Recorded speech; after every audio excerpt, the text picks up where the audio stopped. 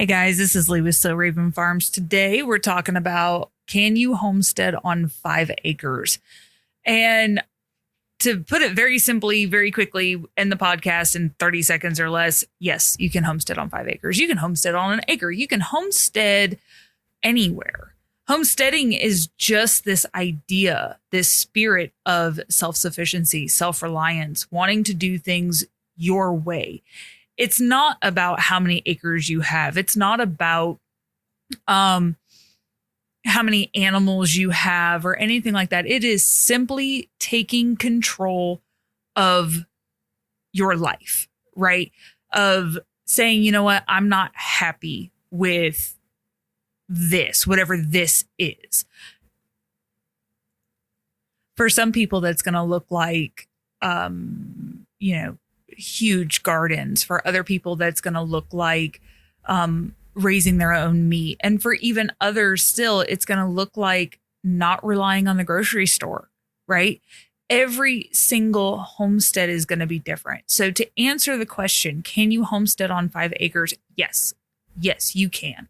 To start with, I kind of want to move into something that's maybe a little bit different. So on our property in the foothills of the Appalachian Mountains, we have just over 8 acres. But the problem is, I say it's a problem, it's really not. One of the problems that we have is that we actually live on a mountain.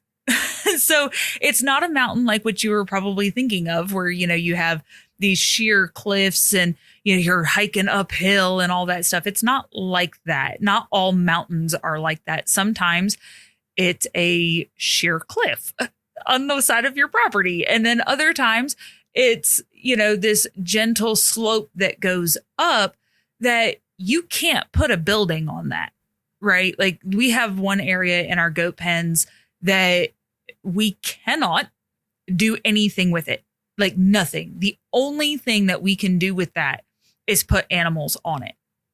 That's what that looks like. So we have another area of the property that we have turned into our range. And that is, excuse me, that is, it is a sheer cliff. Like, I don't know what else to call it. I am not geographically inclined to be like, it's a peninsula, it's a whatever. I don't have nope. Obviously, clearly it's not a peninsula, but it is. So we have to go down to the back of our property, go down a pretty steep incline or decline, go down to the pond, and then we have to cut over through this thicket. And then we can kind of get into where we go to shoot and, sight in rifles or whatever.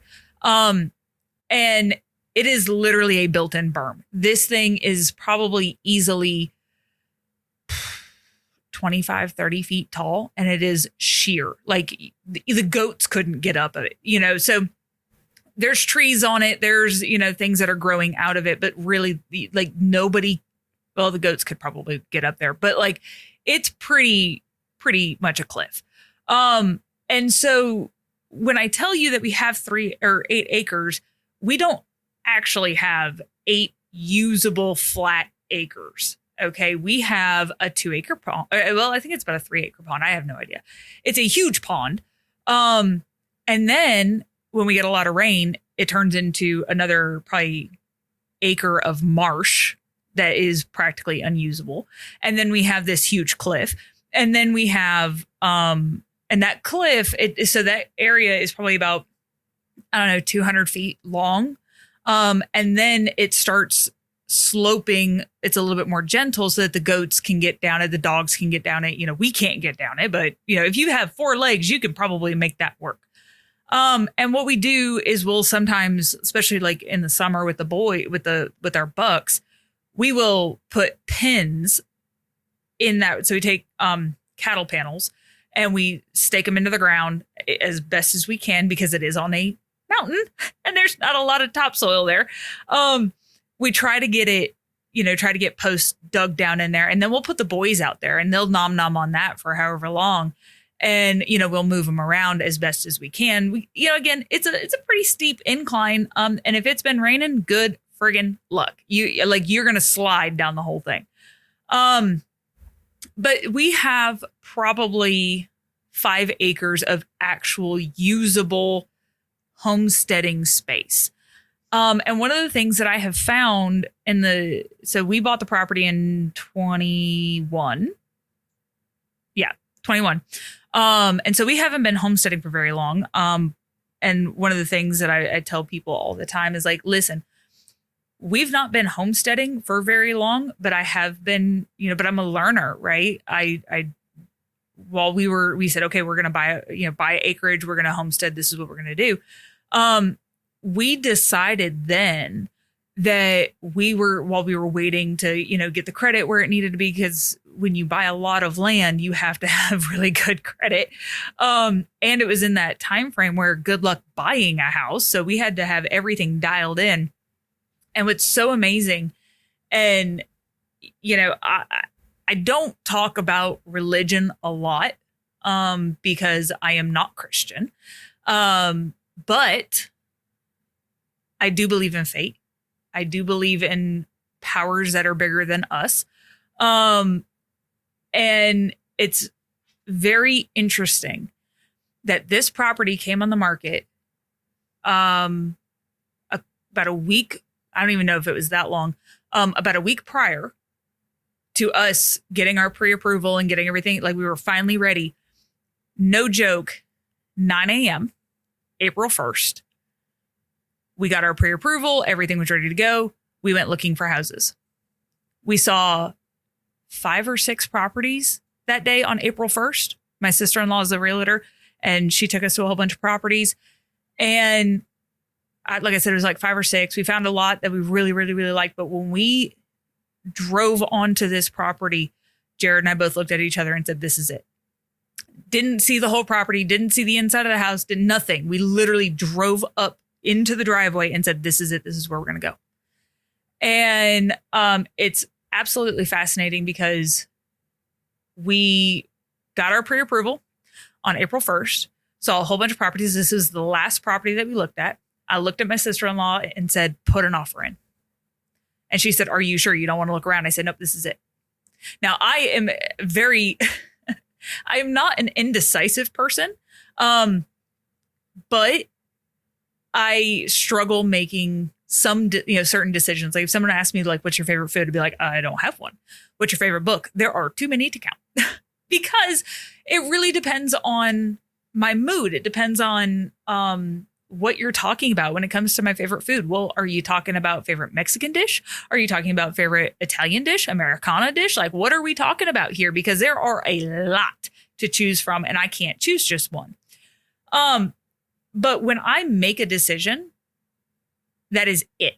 I'm not changing. I'm not wavering. That is the decision that I'm going with. Right. So I looked at my sister-in-law and I said, put an offer in. This is it. This is the last. I'm not looking. And she goes, well, you need to look at some more house. Nope. This is it. And, Jared's a vet. So we were using the VA home loan. And that's what got us this house. And like I said, I'm not Christian.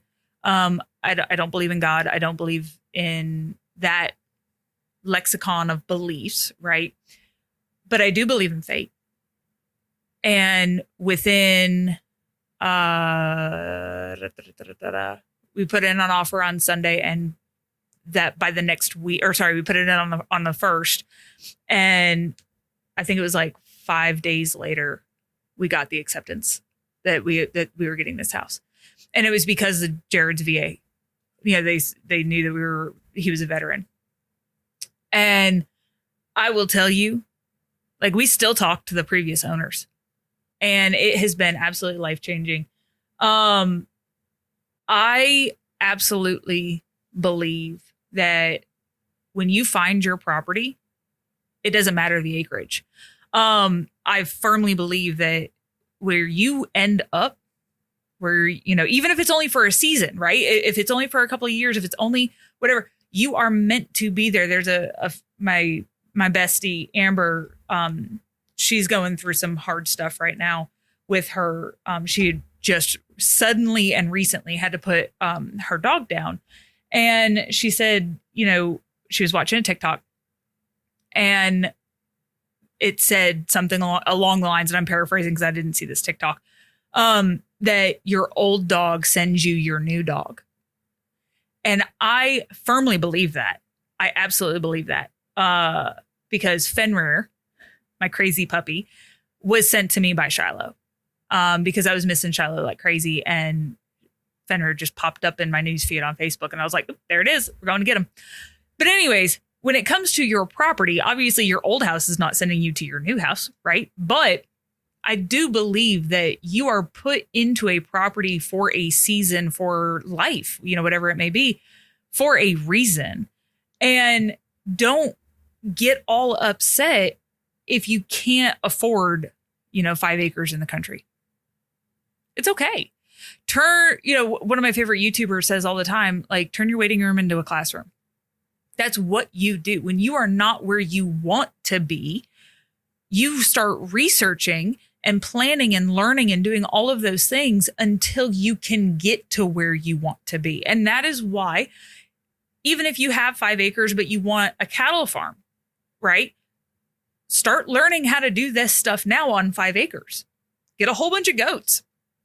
Figure out how that works. And then, when you get ready to move to 20, 30, 40, 50 acres, whatever it is, then you can, you have that base knowledge of how to grow a pasture.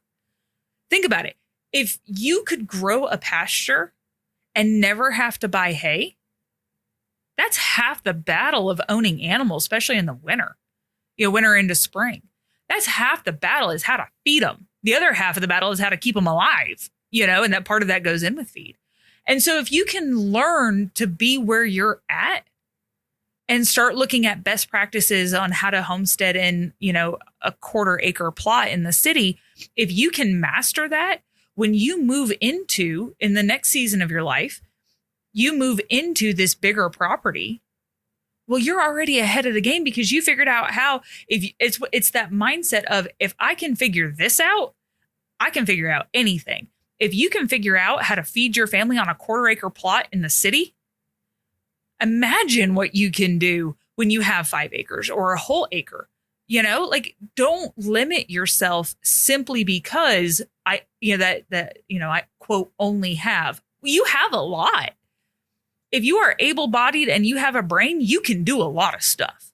Even if you're not able-bodied, you can do a lot of stuff, right? And if you don't have a brain, I can't help you. Sorry, I can't help you. But understand that it's very easy to get hung up in the shit.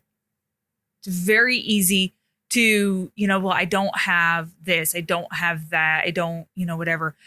Don't worry about it, y'all. I'm getting ready to do another podcast today because the husband went to go help a friend, and all the work that I got done yesterday, I was like, well, if you're going to go help a friend, I'm going to keep working so that I can get ahead. So I'm going to do another podcast next. That's basically how to start a homestead. And that one's going to be very interesting because I did a whole blog post on it, and it's very much geared towards how to get your homestead started, right?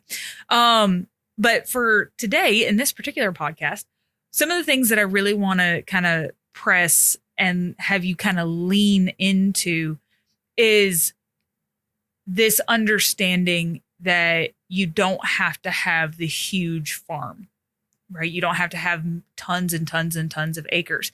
If that's what you've got, great.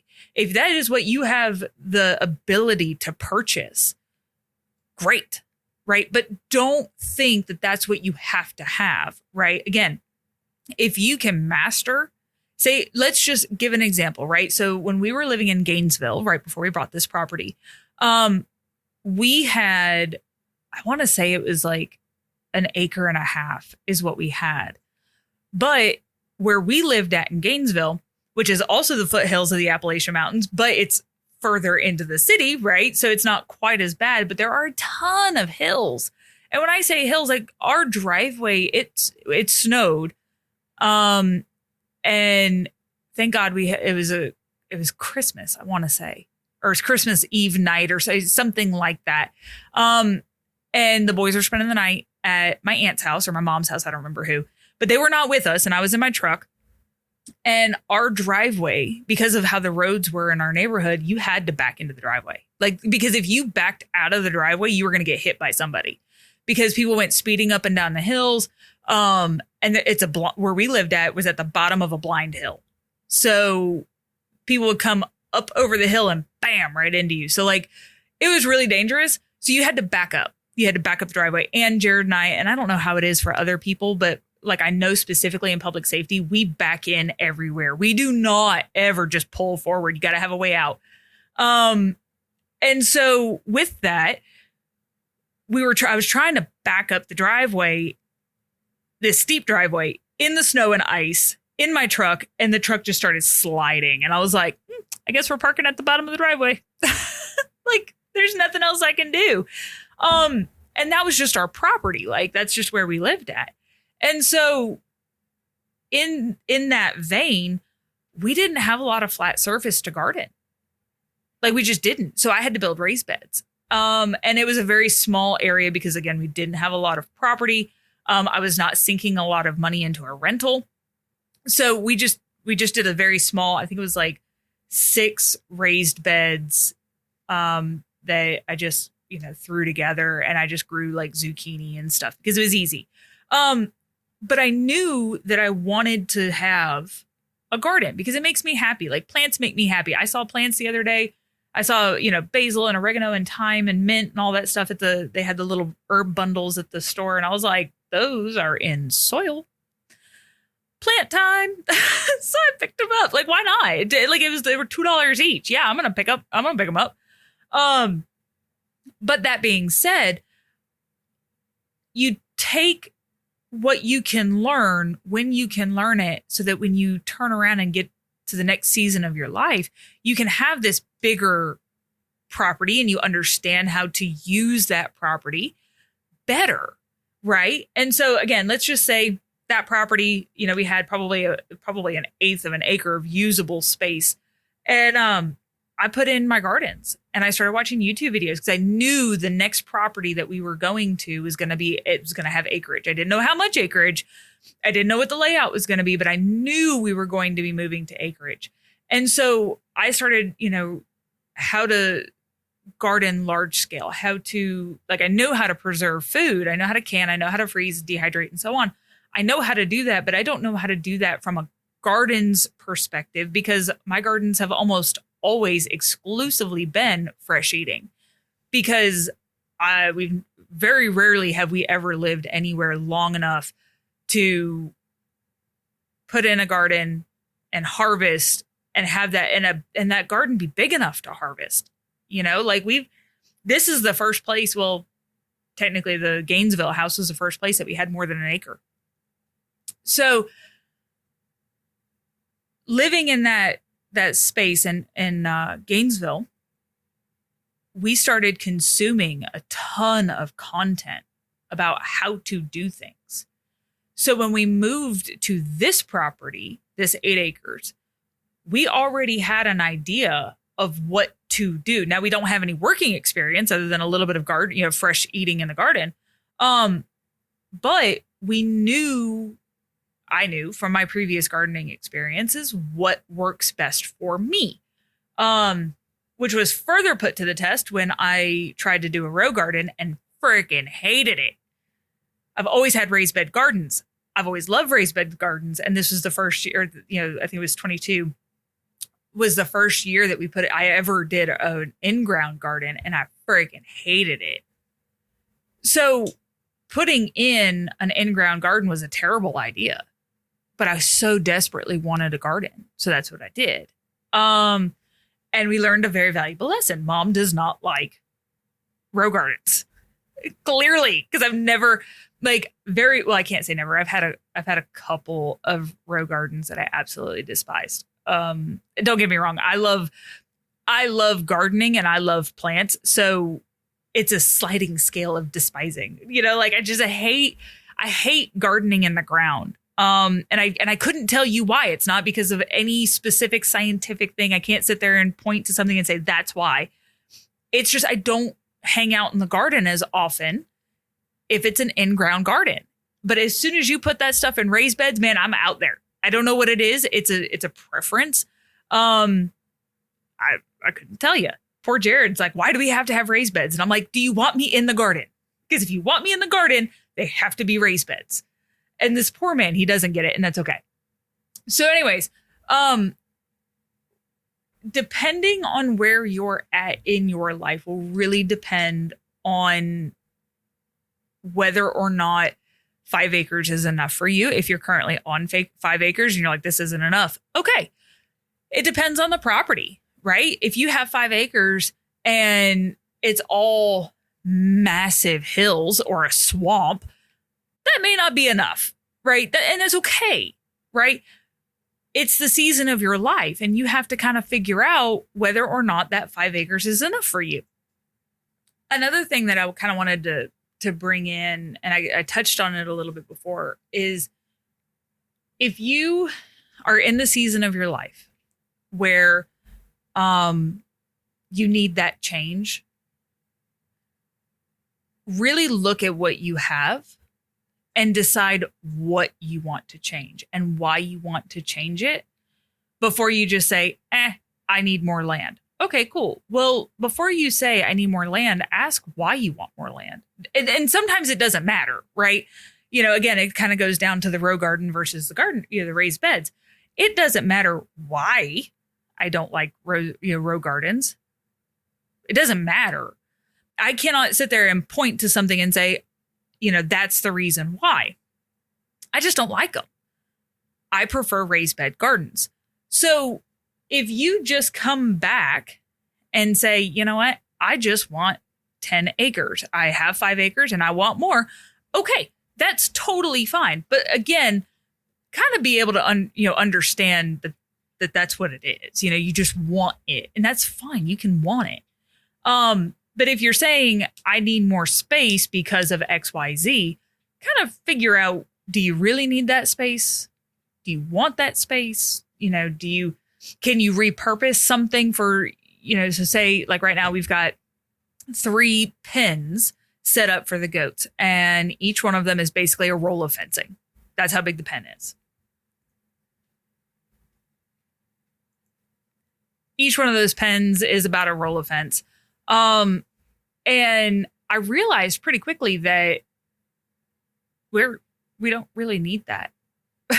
We don't need 3 pens that are that big. When the goats really don't, like, we have a dry lot, what we call a dry lot. It's not a dry lot. In the winter, what we do is we put them in what we call pasture 1. It's not a pasture, it's a pen. It's pen 1. And that's where their barn's at. And we keep them there pretty much throughout the winter. We blow their poop and spent bedding and all of that. We blow all of that into the corner, scoop it up, and we take it to the compost so that we're less likely to have them, infested with parasites and stuff like that. But that's where they stay. They really need about half that pen size. The boys, on the other hand, they could use that whole thing, but nobody uses pasture 2 or pen 2. Pen 2 is completely barren. And I'm kind of sitting here going, man, we could do something else with that. I don't know what, because it's on a big hill. But we could do something else with that. We could put the orchard in there. Probably not though, because it gets so much shade because there's a ton of huge trees in there. But the beauty is that we don't have to fill every single corner of this property with stuff. And that kind of segues us into the next podcast, which is, how to start a homestead, but also how to slowly build your homestead. Because what happens is that people think that they need all this stuff and they got to do all these things right now. And they end up in a situation where, oh, maybe I didn't need all that. I've wasted this time. I've wasted this money. I don't want that. My philosophies have changed, whatever. So I have an ebook that discusses this a little bit more in depth. It's called the Backyard Homestead, and it talks about really specifically homesteading on less than 5 acres, because I really want people to understand that if you can't manage, it's the idea of, if you can't manage $10, how are you going to manage $10,000? If you can't manage, $10,000, how are you going to manage $10 million? It's that same mindset of, if you can't manage a quarter acre or an acre, how in the world are you going to manage 5 acres or 10 acres or 100 acres? And so I strongly encourage you to, wherever you are right now, try learning how to manage that, right? If you're in an apartment and you have a balcony, put a couple tomato plants out there. If it's warm enough, right now it's not. Put a couple of, right now it's cold, so let's say cabbages. Throw some cabbages out there. Learn how to cook with cabbages. Start this process, because you may still be, sorry, something out the window caught my eye. You may still be in your learning phase. And sometimes that is as simple as, well, I want 5 acres. I want to grow stuff. I want a huge garden. Well, do you know how to cook the things that you're planning on growing? Well, no. Okay. So let's start there. If you've got a year on your lease still and you're in an apartment, start purchasing stuff from farmers markets that are in season. So again, it's cold right now. So cabbages, broccoli, brassicas, learn how to cook brassicas, so that this time next year, when you're in your new place and you have an acre of land, you can start your gardens. And now it's cold right now and you won't be starting anything in your gardens right now, more than likely. But now you know what to do for spring. Now you know what to do for summer. You've done the research. You've grown a couple. You like to eat them. You know the varieties that you like. Bam. There are so many varieties that you can grow in a container. And while no, it's not ideal, it is a place to start. Keep a houseplant alive. Start somewhere. So I hope you guys have a good rest of your day. I will upload this and I will talk to you guys later.